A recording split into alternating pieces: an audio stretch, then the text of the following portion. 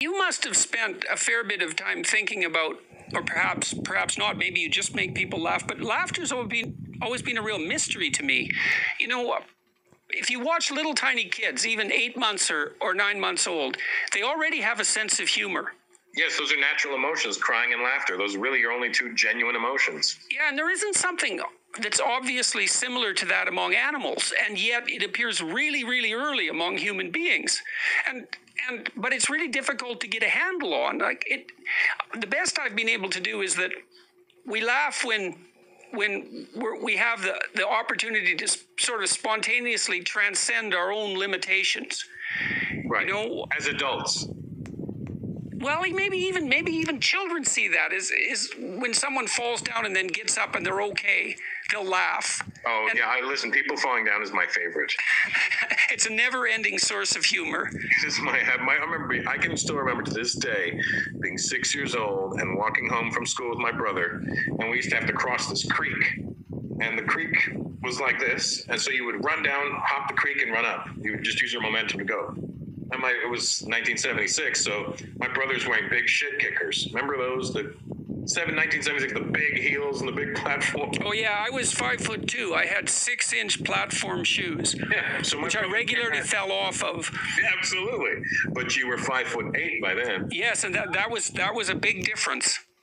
I used to have to sit on 3 phone books to drive my car. How tall are you now?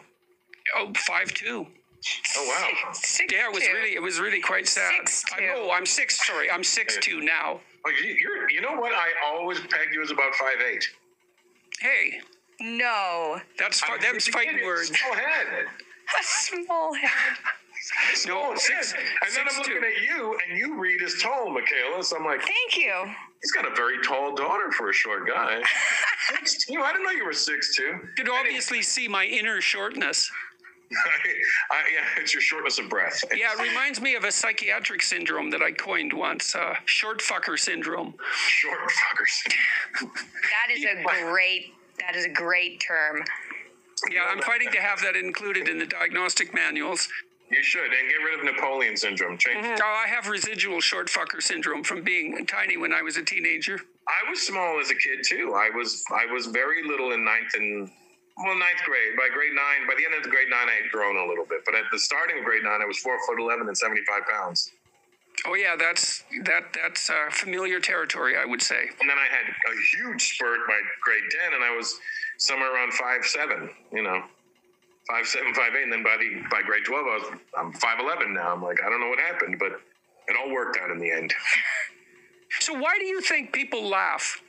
What is it that we find funny, and why do we do it? I don't know why people laugh, but I know that people need to laugh.